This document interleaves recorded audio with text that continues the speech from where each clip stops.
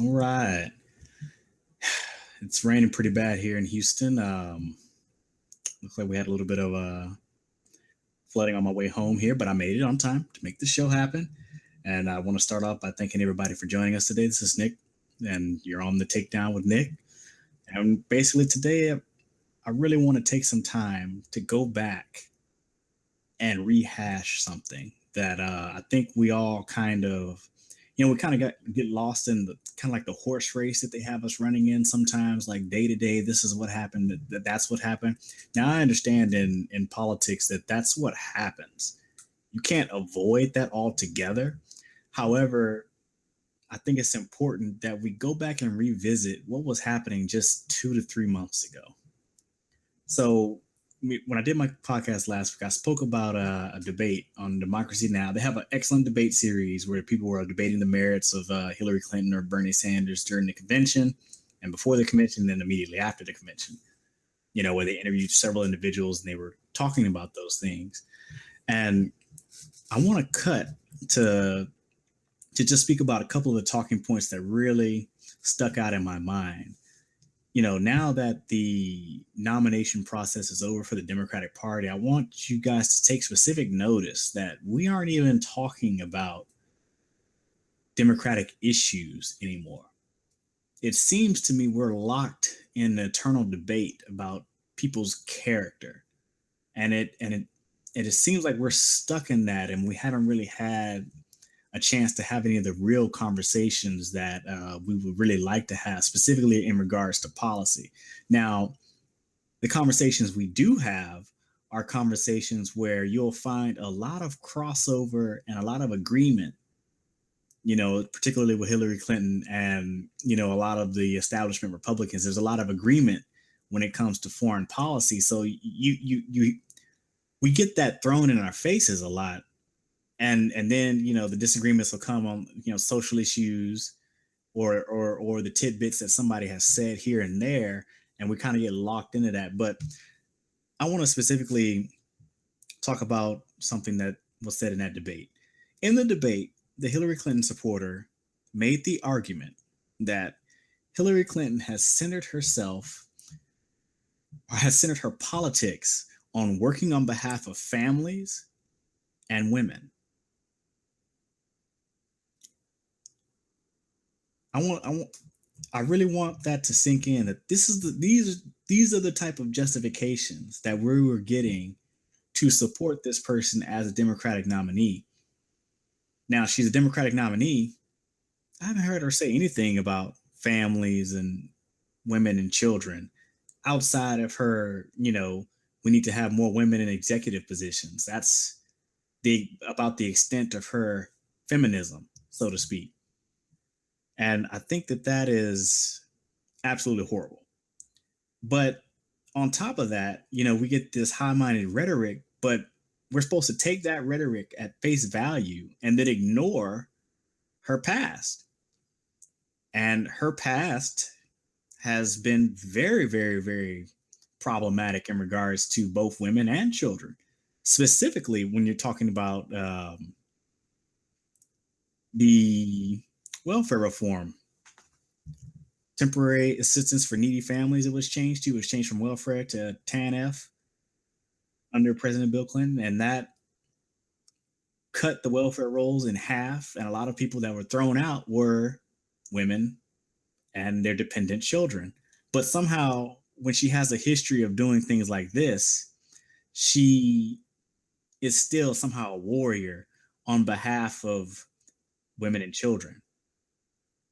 And I think this really goes to the broader problem that we're having now, in that we let the punditry and the media circus kind of paint a picture of what someone is as opposed to what they really are, if that makes any sense. What I'm trying to say here is, I remember in 2008, Barack Obama said that Ronald Reagan was one of the most transformational presidents that he had ever seen, and he was somebody that he would look to kind of emulate. And I was like, why is he saying that? Ronald Reagan was not a great president. why is there so much media circus about how great he was and how he brought this morning in America and all of this? You know, there was a guy I used to work with, and he was an older guy. He's probably in his 50s. And, he's old school. And he goes, I remember when Ronald Reagan was president. And he goes, I remember when he was talking then. And I looked around and I said, this crap sucks. This is not good. And then when he was president, when he was running for president, he said that. And then when he was president, he was like, this is absolutely horrible. And nobody else seemed to recognize what was happening. And as people that were around during that time, their memories fade. And, of course, we all naturally expire after a certain amount of time, right? After we all begin to pass on, that history of what actually went on and what people actually thought about that time, that history is lost. And so when that history is lost, people can come in and they can start, kind of rewriting it or reimagining it or putting it on in all these different narratives in there that kind of make it seem like it's something when it really isn't.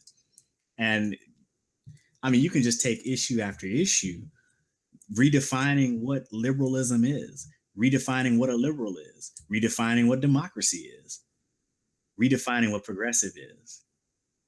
These are all things that are happening before our very, very eyes. And I really want us to take a second and just look at what has happened in just 3 months. We have a woman here who has centered her politics on women and children, who has been moved to the left by Bernie Sanders. But now that she has become the nominee and that threat is averted, what happened to all the leftward movement that she did? Where is it? I haven't seen any of it. I've heard something about calling Trump a racist. And that's it. I haven't heard anything about actually trying to improve the lives of people in any type of specific or meaningful way. I just hear, general, this is going to be better because a racist can't win. Or this is going to be better because someone who speaks like that should not be president. Or he doesn't know what he's talking about. I should be president. It's like, well, what are you talking about? All I've heard you talk about is him. I haven't heard you identify your plan for America. I haven't heard anything like that. I haven't heard all of this, progressive movement that she's done. I haven't heard any talk of that at all. I remember when she had the ambitious climate change plan. What happened to that? It's gone. I haven't heard anything about that ever since she made it out of the primary. They haven't talked about climate change. And then the top aides for Hillary Clinton have said that they've basically tabled that issue. That issue will not receive any attention by the Clinton administration. That is already what we have on record from top aides. They're not trying to push any type of ambitious legislation. And even the legislation that she had was still not even anywhere near what we need. And I'm not really going to get into that, but I'm just going to say the legislation she had, which was so bold and progressive, really wasn't what we needed to begin with. And they're not even willing to go up there and fight and lose for it. They just already abandoned that. I haven't heard anything about, bringing these financial institutions to heel and how she was going to be tough on the banks. And I haven't heard any of that rhetoric at all. That's gone. Where is it? Where is it? Where's that rhetoric? Where is raising taxes and beginning to pay for things that we need to have done? Where is that? It's not there. And so rather than trying to figure out why it's not there, trying to read her mind, I'm just going to basically talk about the Democratic Party and basically what that faction, I'm going to split it out into factions. First off, I'm going to split it off into factions. And then I want us to do a little bit of reflection. So we've seen her, she basically, turned into a chameleon, and she kind of, camouflaged herself and said what she needed to do, did her little dance or whatnot, and she made it through. But now that that's over, we have to realize that, what she represents is a faction within the Democratic Party that has control over the party, to be honest. That is really the whole of the party. And we're just a small people who are radically left, or some people like to say progressive, but since they've been appropriating that word to themselves, I've already, started abandoning it. So now I'm pretty much calling myself a radical leftist, nonviolent, of course, always 100%. But we have to realize, let's say, that we actually did win. And when I say that, I'm not acknowledging that we lost. I'm just saying the current acknowledged results are that Hillary Clinton has proclaimed herself the winner, or have been proclaimed the winner by, whoever is doing that. I don't actually accept those tallies because I know how bad our voting system is. And I know that by any reasonable type of verification that the Democratic primary was ripe with fraud. So because of that, it's hard for me to say for sure 100% yes, we lost. I will say that these are the results that they're putting out there, valid or not, that we have to deal with. But I won't acknowledge that this was some kind of, real win. I think that is something that you don't have to necessarily do just to analyze where we are today. So back to what I was talking about, the factions. Hillary represents a neoliberal faction that has control of the party, and we represent a small minority that occupies, maybe 20%, maybe 30%, maybe even more than half. But definitely we're not unified, and we're not together, and we're not putting our votes together and aligning what we really need to do to actually take control of the party. So we have to ask ourselves, let's say we were in her position. Let's say Bernie Sanders had won. Will we expect Bernie Sanders to go to Hillary Clinton and, cut some sort of deal and negotiate and basically water down the progressive agenda for, adding neoliberalism mixed in here and there? Would that be what we really, really would expect Bernie Sanders to do? Would any of us do that? I think if it were me and I had won, I would basically tell all the people that lost that I've won and I'm moving along and I'm going to do X, Y, and Z, which is what I said I was going to do before I got elected. Now, granted, politics being what they are, people are not always honest up front and whatnot. I understand that. But in all honesty, the neoliberals have won and they're moving forward with their agenda. And, in a hyper, win or lose society where everybody's competing against, one another for stuff, there's a winner and then there's a loser. And oftentimes the winner doesn't go to the loser and share the spoils. They usually just take them all for themselves. And that was the whole purpose of competing. So what we're looking at now is a victorious neoliberalism. That is what we're looking at. And somehow in our minds, I don't know if it's because we just desire it to happen so much, we're looking for some sort of reason, or we're looking for some sort of action that we can, in defeat, claim victory. We want her to reach out to us and give us this or give us that. And I don't think that that's how power works. She won and she's going to do what she's going to do. All you can do now is make a decision whether you're going to support it or not. You don't have to. There's nothing saying that she owns your vote, right? But at a certain point, this idea that she's going to move to the left and come and cater to you, is also just as bad, because she's not going to do that. She didn't have to. She feels like she owns your vote and she's going to roll on. So all this talk about being moved to the left, all this talk about changing the conversation and things of that nature, sometimes that is important because words do eventually lead to action. So changing the conversation is an important battle. But that's not the whole of the war, right? And I think G.I. Joe said it best, that knowing is half the battle. So now we know. Now the question is, what do we do?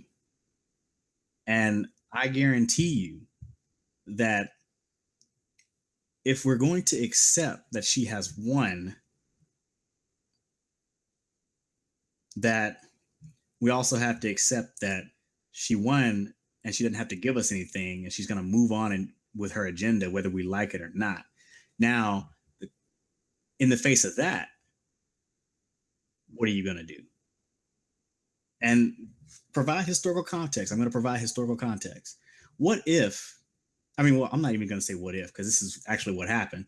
When the abolitionists were trying to, rally to get rid of slavery, what if they had just said, well, this is the system that we have and we have to support it.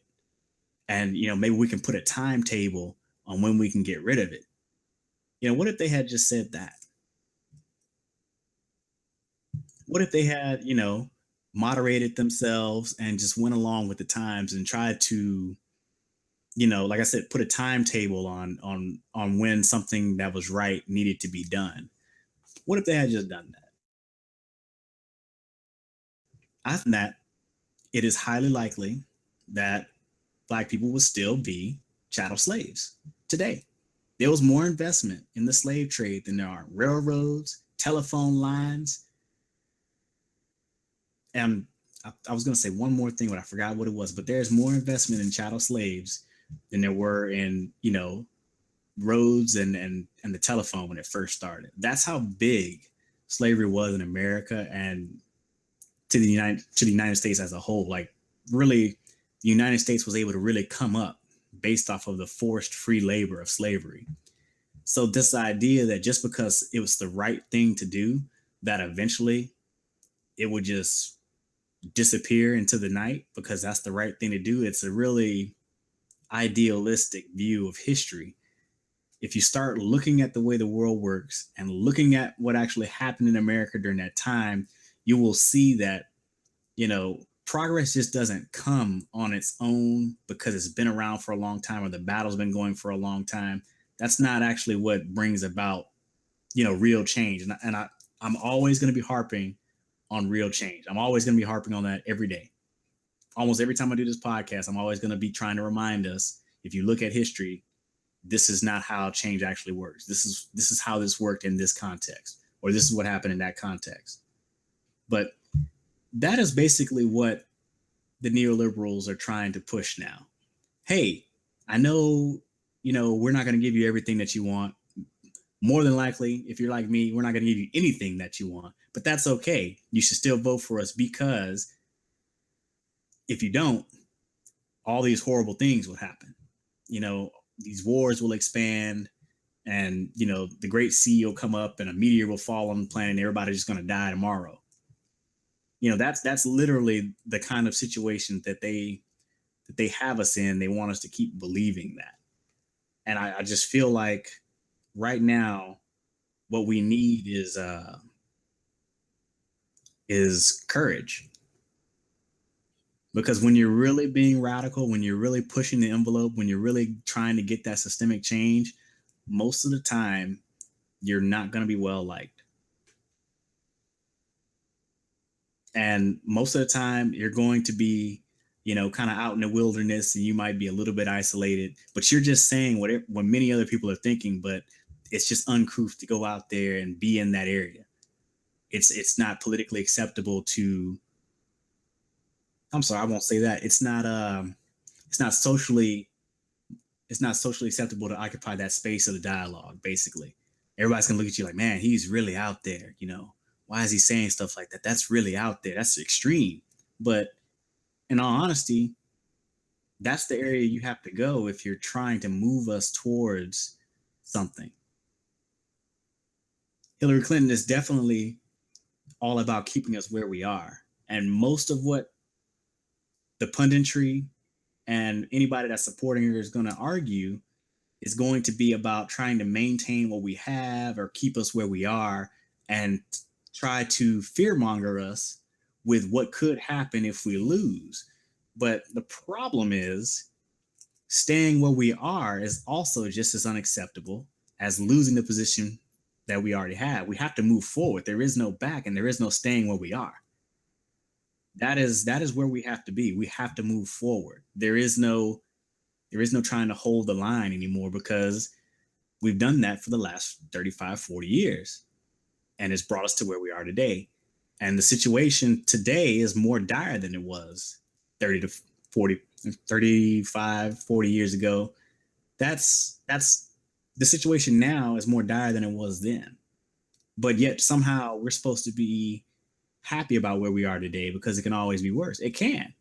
But just like it can always be worse, it can always be better.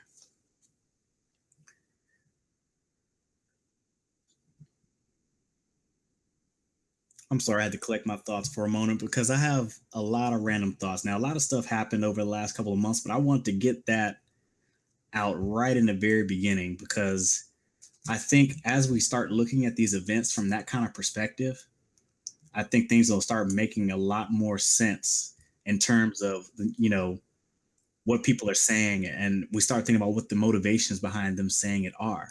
And the person I'm thinking of when I say that, you can find any type of excuse to stay where we are and to find any kind of rationale to vote for one candidate or another, regardless if you think they represent your values or not, is because I think that that type of cowardice only, I won't say cowardice, but it's almost like a lack of courage to really go out into the unknown, to really venture forth and try to forge something new. That lack of courage to try to build something more than what we have today. But that only serves to prolong the status quo. And the person I'm thinking of, I have immense respect for this person, so it's rare for me to even mention, them in a negative light. But I remember seeing a video of Tom Hartman, and he definitely went off the rails speaking about Jill Stein. I'm not going to repeat everything that he said, but one of the things that he did say that really got me was how he called her vain. He said she was a vanity candidate and that she was never going to win anything, and that, voting for her is like voting into a black hole, and that she's just doing this for herself. And and I was thinking to myself, I was like, wow, that's a deeply personal attack on someone, even though you really don't know them per se, right? Like, I'm sure Tom Hartman, he rubs elbows with a lot of the well to do and the well educated inside of Washington, D.C. That is what he does. He's, the most famous progressive newscast, independent progressive newscast in the United States. And, he rubs elbows basically with the elite. And in large part, he used to be a business owner. He's retired now and he just does the show, and it brings in quite a bit. It sustains him. So for the most part, when he speaks about you know, when he speaks about liberalism, he's speaking his form of liberalism. And even though it may not be what Hillary Clinton's is, they may be distinctly different. In the end, when it comes time for action, when he gets in the voting booth or when he gets up on his platform and he speaks, what he's advocating for is still the exact same thing. It's still just Hillary Clinton. It's still just more the neoliberal. It's lesser of two evils. And that has not served us well in all the years that it's been practiced. And now I want to move into like kind of like what people care about. Like, I'm pretty sure that Hillary Clinton doesn't lose any sleep that people don't like her. Despite what she said in that interview, that people don't think that she's on, oh, that's, preposterous. I am honest, blah, blah, blah. She doesn't care. You can call her a liar. You can call her every name but her real name. You can hate her guts. You know, it doesn't matter. She still sleeps at night. She still goes, wakes up, and does whatever that she does. And it doesn't matter to her.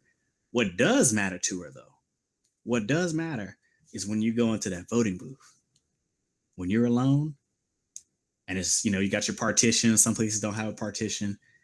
And the little thing lights up on a candidate's name and you select it and move on to the next page. All she cares about is that light is on Hillary Clinton.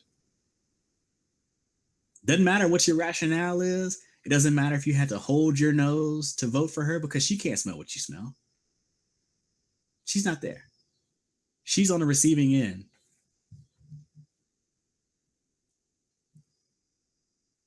She really just doesn't care. So I think what we need to realize is this idea that you can hold your nose and vote for somebody as it's some sort of strategic move or something like that, that's all nonsense. That's really just looking at something as though you would like to see it, looking at something in a way that you would like to see it, but it really doesn't pan out the way you think it does. Like when you vote for Hillary Clinton, in her mind, she's won. She's right. She doesn't have to move. She doesn't have to change. Only through defeat would she be like, "Oh, I lost." And then, maybe she'll say, "Oh, I cheated," or "Oh, the voters were too stupid," or something like that. They can make a myriad of excuses. This is not even about personally her. The neoliberals will make a myriad of excuses. But in the end, what it comes down to is they didn't win the requisite number of votes to actually hold office. Now, I'm going to take a second to really let that marinate in, and I'm going to read these two comments that I've got. I don't actually have my YouTube stream up. For some reason, it messes up my sound. So I didn't actually have it open, but let me just see. One person said, "For me, Jill Stein is a placeholder for a new progressive party that will emerge in the wake of this election. I will vote for Jill as an investment in the future." And you know what? I don't have a problem with that. If your argument is to vote for Hillary Clinton for whatever reason, I really don't have a problem with that. But what I do have a problem with is the fundamental misunderstanding of what change is and how it comes about.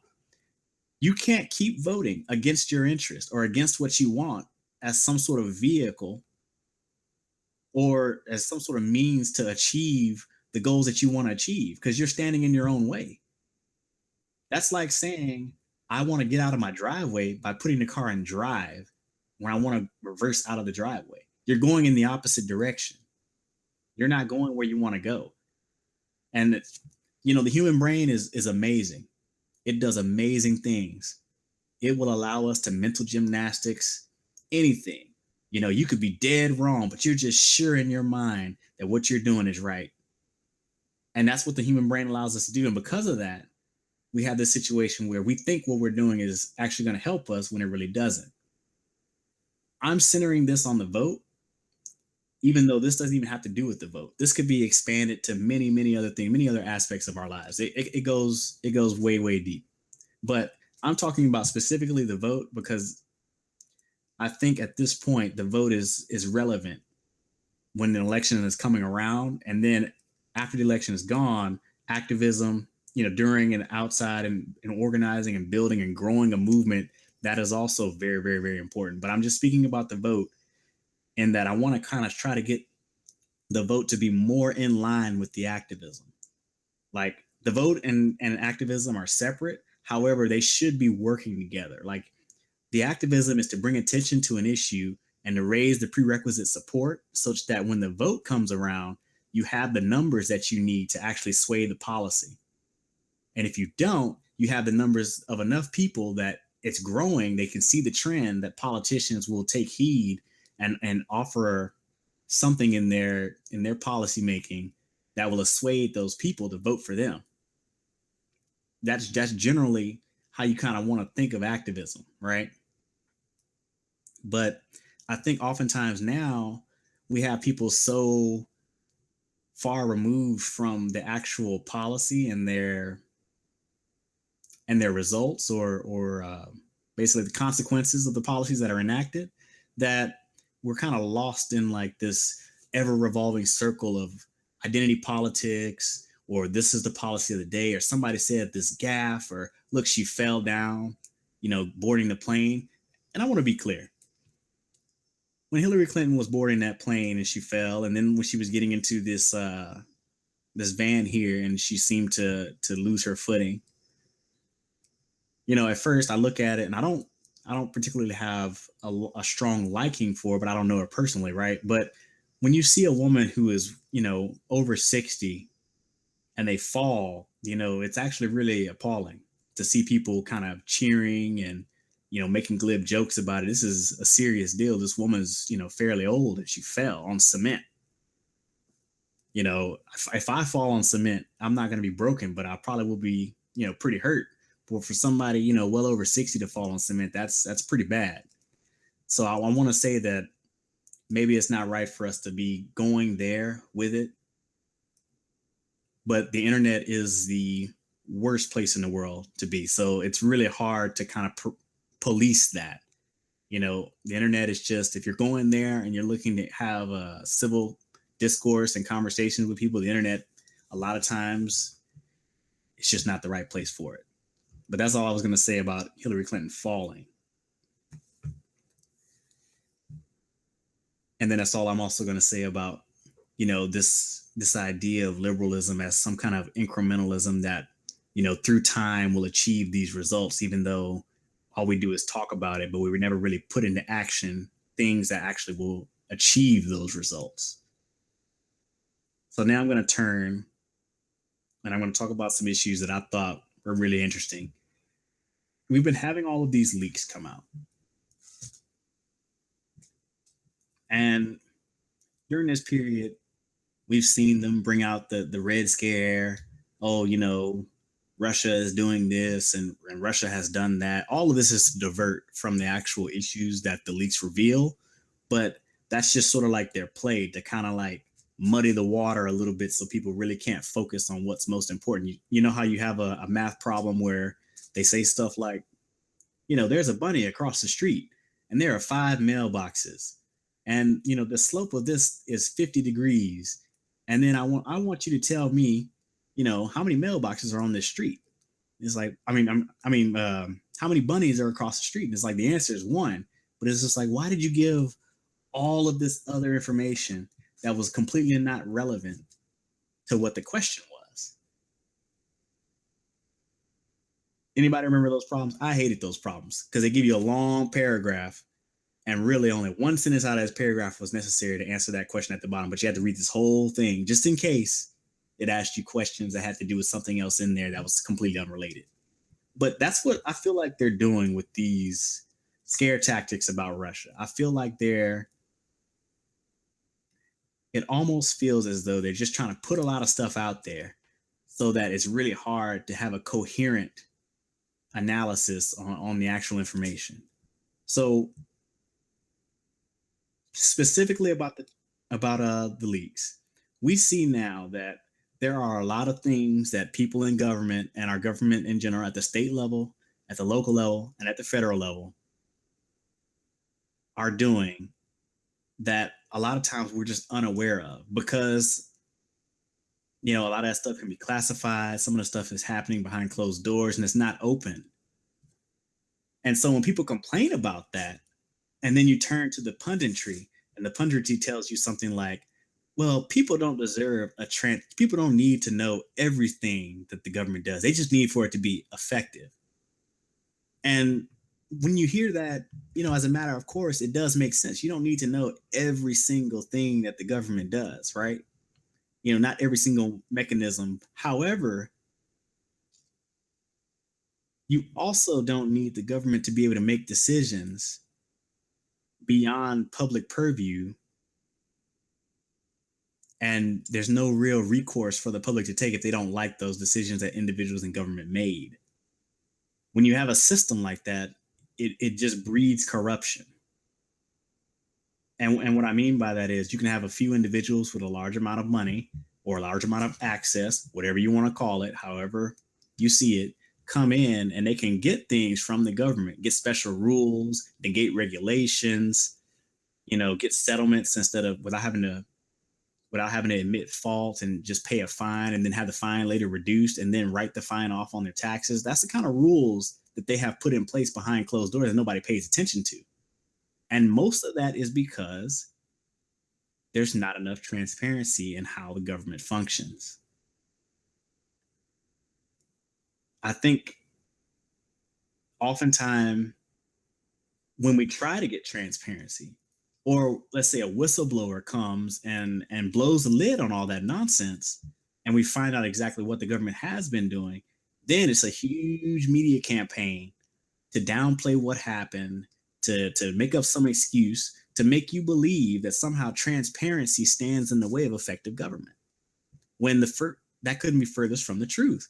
The truth is, the most effective governance is going to be a transparent one. Now, I'm not saying you have to have, national security people, our agents abroad, informants, and things of that nature, our military plans. All that stuff doesn't have to be, fully open to the public.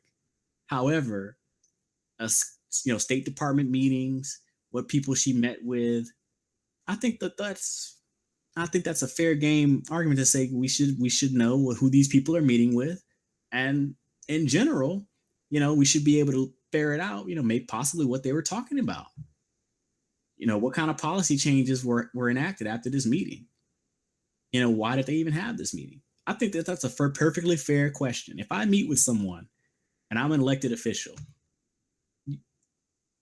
trust me, if that person is any type of person requesting something from me as an elected official, you better believe I would want it to be a transparent interaction. Therefore, that way no one can question what kind of decisions I made when the meeting was fully in the open, and the transcripts are out there. You can see what was discussed, whatever else there may be. That way everybody is well aware, and if somebody wanted to practice oversight, they could. Truth be told, democracy is about citizen oversight.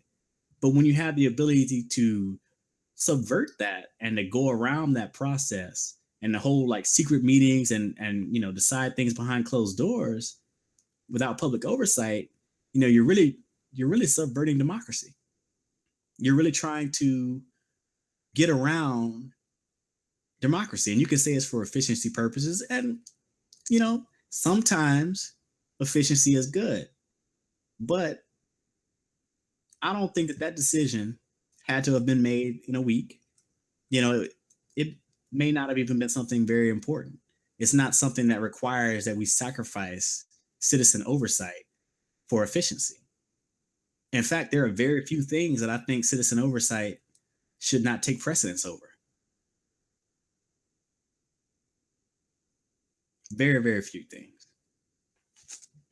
Now I'm going to move on to something that I've been seeing, and it's actually really, really worrisome with me. If you watch my interview with Les Leopold, we spoke about inequality, but I noticed a trend among some of the younger people they still reject both parties, and that's fine, but they turn to libertarianism. And I'm not sure if it's 100% true. We already know that, the media organizations, they actually do manipulate the polling, because if you look at the polling, a lot of times the polling matched the fraudulent results. So there's no way that could happen without some sort of collusion there with the polling agency kind of manipulating the polling information. But what was interesting is that if you think about where libertarianism comes from, the classical liberalism, and how it comes from, you start with like Adam Smith and John Locke and all those guys. Like, there really are like the original neoliberals. Like, neoliberalism is a little bit better than what it was, back in those guys' day.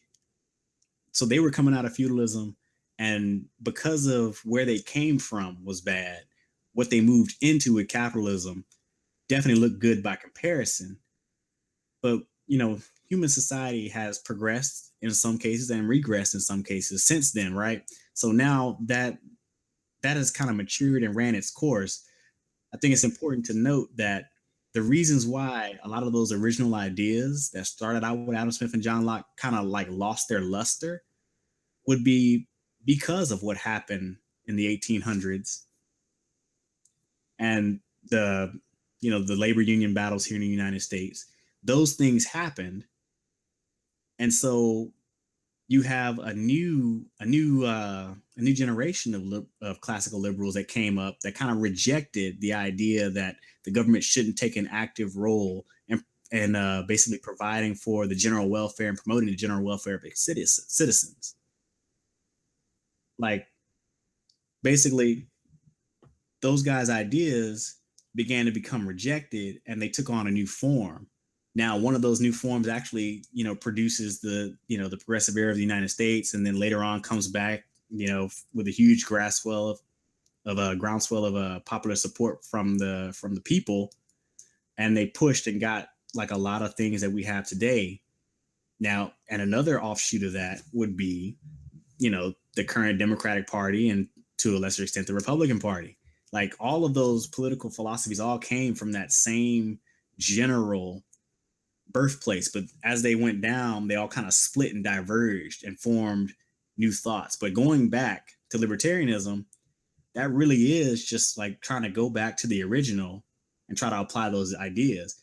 But they won't apply all the ideas because even Adam Smith recognized there's a difference between money you make from working and money you make from owning property.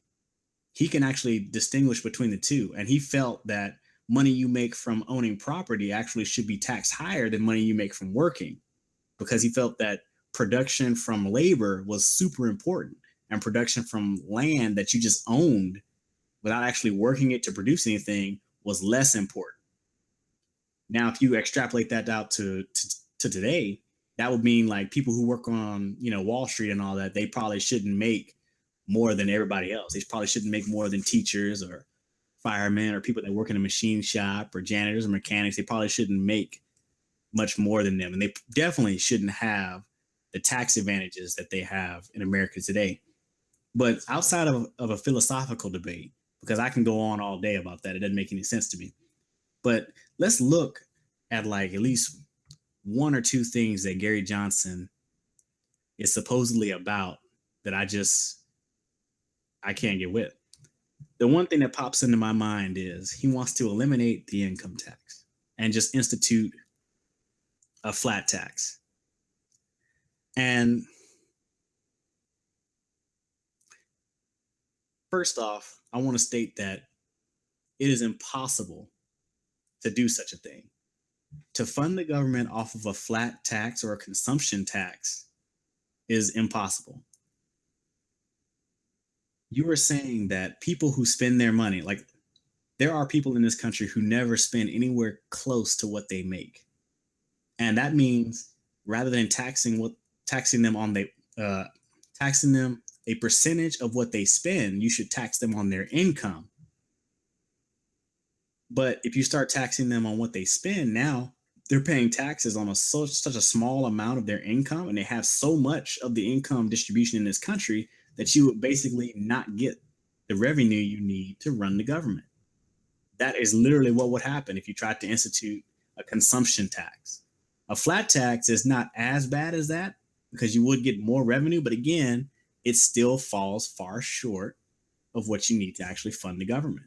You actually need a progressive tax system, especially because the income stratification is so bad. The people at the top have so much of the money that if you tax everybody the same, the savings that they would get at the top would just overpower everything else because that's where all the money is. So you just can't give away that money. I like to even look at tax cuts as almost like an expenditure. If you give out a tax cut, you've now cut your revenue. So now you can spend less. It's the same thing as if you bought something. You have now cut your reserve of cash. So now you have to spend less. It's effectively the same thing. In a simple sense. Of course, it's not the same when it comes to government, but just in a simpler sense, it's the same thing. And then, supposedly Gary Johnson is not about, intervening in the Middle East. He's not about military involvement. But when asked about ISIS, he's 100% committed, just like Donald Trump, just like Hillary Clinton, to expanding military conflict in a broad range, like just a war on terror to fight the threat of ISIS, which is a result basically of the conditions we caused in the Middle East to begin with. Now, I can't tell you what the answer is. I can't say that a full withdrawal is the correct solution, but I can tell you that clearly a military-only approach is definitely not the right approach because we've been in it for 15 years in military involvement in that region, and we haven't produced any kind of results that are worth mentioning. It's really just a sinkhole. I believe George Bush Sr. described going into the Middle East and staying there as a quagmire. We'd be just stuck there. Doing what? Who knows? At this point, the mission is super unclear. You get rid of ISIS, and then what are you supposed to do? How is that possible? I don't know. I can't answer those questions. But I will tell you one thing: a military only approach is probably not the approach we need to be taking.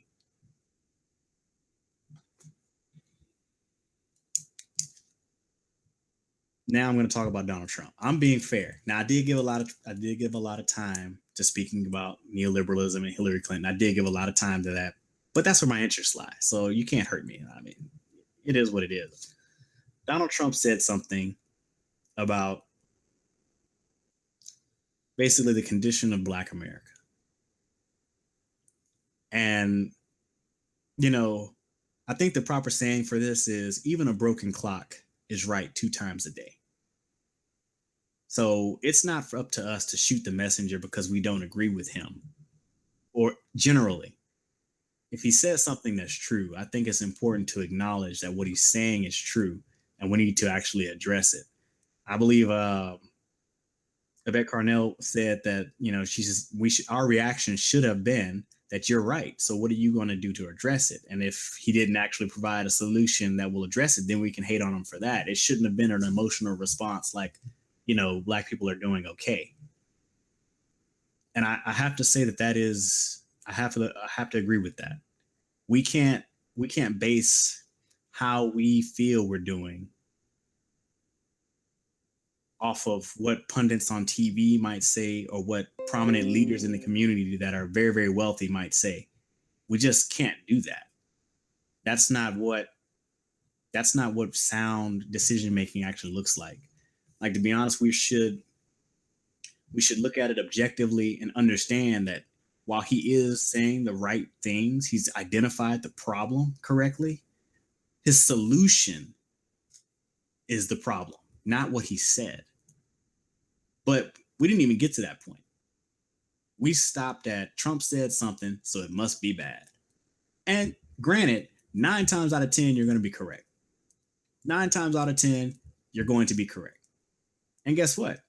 I would also extend that to Gary Johnson.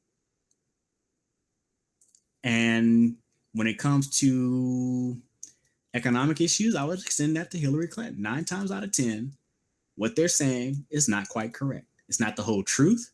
It's not the right solution, but they probably have correctly identified a problem. 9 times out of 10, that statement is going to hold true no matter which politician you're talking about. So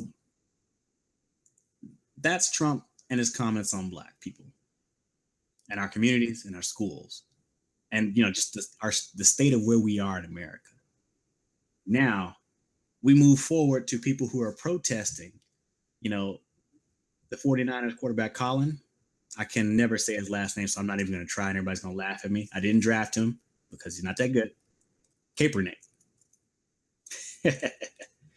No, I don't know. I didn't draft him. He's not a part of my draft because, stats aren't that great. But I do support what he's doing. And here's why. I think that all too often, it's easy for someone to go along and get along just because that's what everybody's doing. It's easier to do that than to really stand up for what you believe in. If he doesn't believe in the national anthem or the pledge, he didn't have to fall in and do what everybody else does. He didn't have to do any of that. He's his own person. He can do his own thing, and I respect him for it. And I respect the cause that he's actually doing it for. Shaq went on to, I guess, ESPN or Fox. He was actually Fox News, and he got up there and basically showed his ignorance on the state of Black America, saying like, well, I wouldn't do it that way. I don't know him personally, but my father's a military man, and people work in law enforcement. That's not what that flag is. That flag is just a symbol of a country, and a country is all of its people. It's not just the police. It's not just the military. It's not the Secret Service. It's not the politicians. It's everybody. It's the teachers, the student, the kid. Every last person who lives in this country is represented by that flag. So this idea that by disrespecting the flag, you're disrespecting a subset of people who live in this country is wrong. And then on top of that, it's wrong to even say that not standing up for some ritual that really serves as a propaganda tool is somehow un-American. This is straight, like we're going back into like who is that guy? Like the Red Scare. And he got up there and he said he has a list of communists. Joe McCarthy. We're going back to like this McCarthyist kind of deal where, you know, people who are doing things that may be outside of the norm are somehow now enemies, or they're outsiders, or they're out to get us, or they're part of some foreign plot. And that's just the wrong type of thinking. America has been good to a select subset of the population. It hasn't been great for everybody. And I think when we look at that flag and we get told how great it is, and, you know, a lot of times we're not on the receiving end of that greatness, I think it's fair for anybody to have the response that he has. And it's also fair to ask that people who aren't having a problem with the flag, that they respect this man's right to protest and shut up about it. Because protest is not here to make you comfortable. It's not for you. If you are bothered by someone else's protest, you just got to suck it up, because that's America.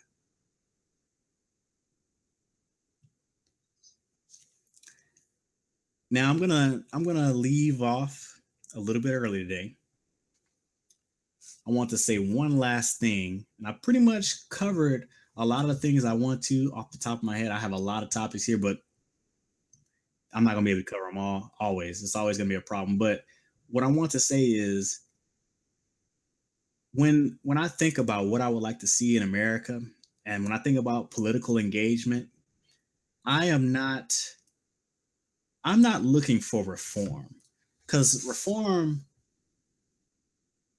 I don't think reform is really what we're looking for, because we did reform. We did reform in the 30s, you know, during the Great Depression, we did reform, but after that, it kind of reverted back to what it was before, and now we're back in the same situation. So I think this time, instead of looking for reform, we should be looking for fundamental transformation.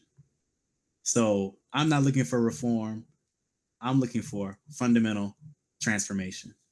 Thank you for joining us tonight. That's it for the Takedown with Nick.